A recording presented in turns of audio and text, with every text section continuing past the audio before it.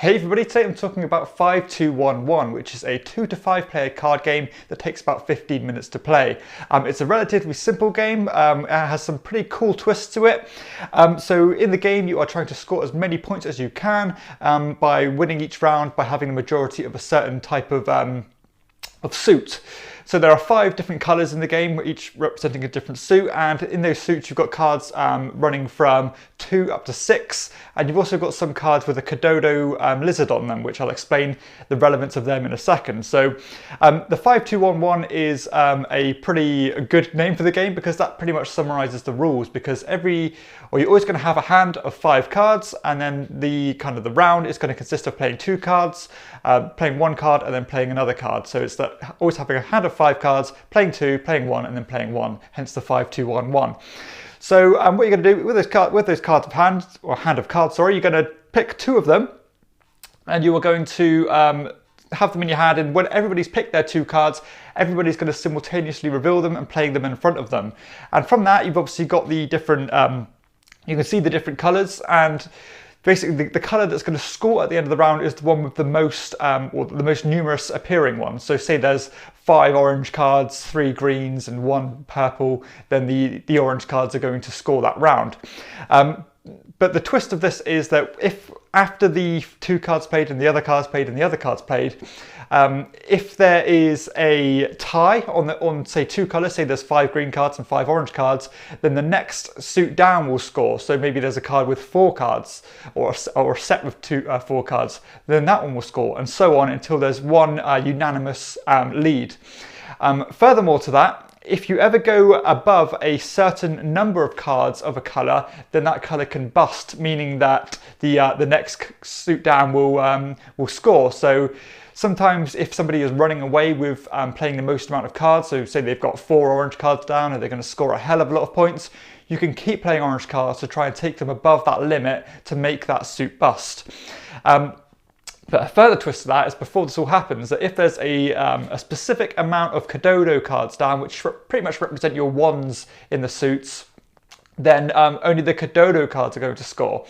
So it's all that matter of, adjusting to what the other people are doing. Are you going to kind of latch on to what they're doing, or are you going to try and push it over the limit to make them bust? Are you going to try and hedge your bets a bit, so if there's a tie, you can fall back on something?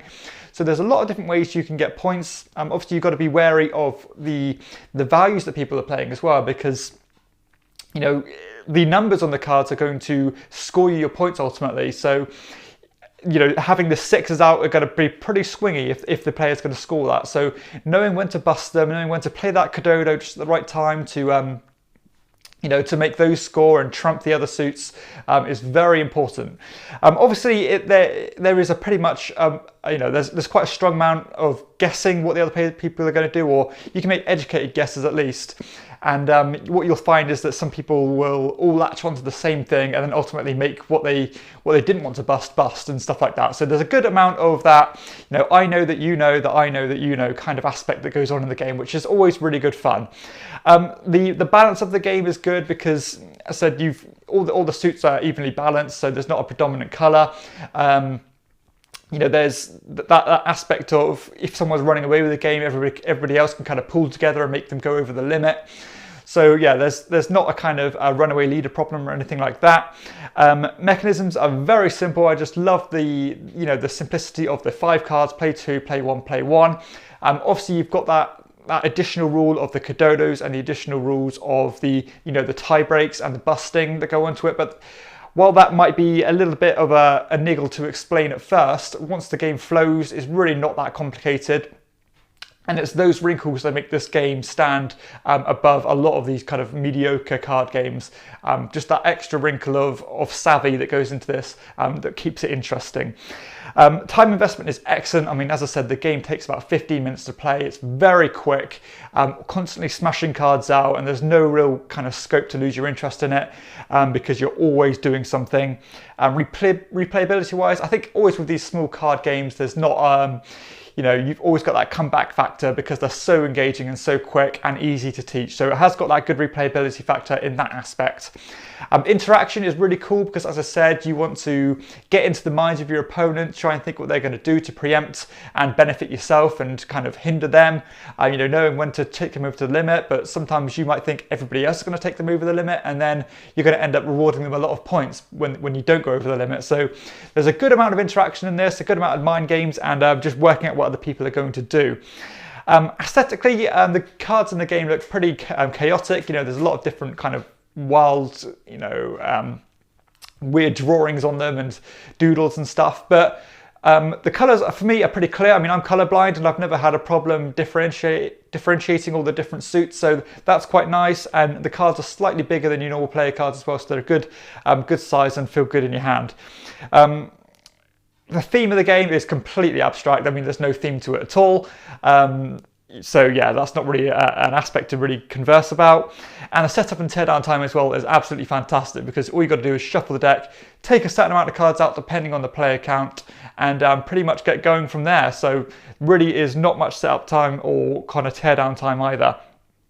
The game is very much stop and start the way it plays. I mean, you've got to play each round at a time, and you know, what you do in previous rounds isn't really going to carry over to your future rounds. So there's not really got that scope of progression in the game, but because it's so quick and engaging, it doesn't really matter. And I suppose you're kind of tallying up what other players are scoring to try and keep yourself up to that level.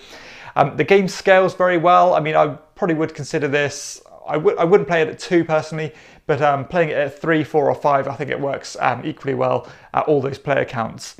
And thinking of games that, you know, you can compare this to, I mean, nothing initially springs to mind because, you know, there are a lot of kind of card games with this kind of feel, but I can't think of anything where that has that simultaneous play, trying not to bust, and, you know, being a bit clever about getting into the mind of your opponent. So yeah, there's not really anything that springs to mind which I can directly compare this to. But yeah, this was a really big hit for me. I really enjoy 5211. I've always got kind of room in my collection for these small, clever card games which you can, you know, which you can bust out with anybody, but still be engaging for more experienced players.